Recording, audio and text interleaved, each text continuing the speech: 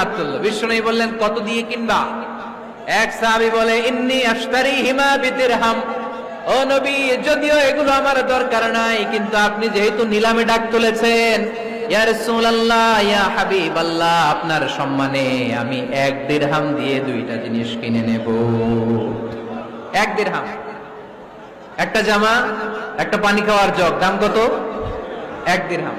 বিশ্বনবী বললেন, না না, 1 দিরহাম তো অনেক কম হয়ে যায়। মাইয়াজিদু আলা যালিক, এর চেয়ে বেশি দামে কে কিনবা? আরেক সাহাবী হাত তুলে বলতে লাগলেন, ইয়া রাসূলুল্লাহ, ইয়া হাবিবাল্লাহ, ওয়া ইন্নী আশতারিহিমা বিদিরহামাইন। আমি এই জামাটার পানি খাওয়ার জগটা 1 দিরহাম নয়, 2 দিরহামের বিনিময়ে কিনতে চাই। বিষ্ণু ইসা ইসলাম ওই সাহাবাকে দিয়ে দিলেন। দিয়ে 2 দিরহাম নিয়ে যে লোকটা ভিক্ষা করতে এসেছিল তার হাতে 2 দিরহাম দিয়ে বললেন, যাও, 1 দিরহাম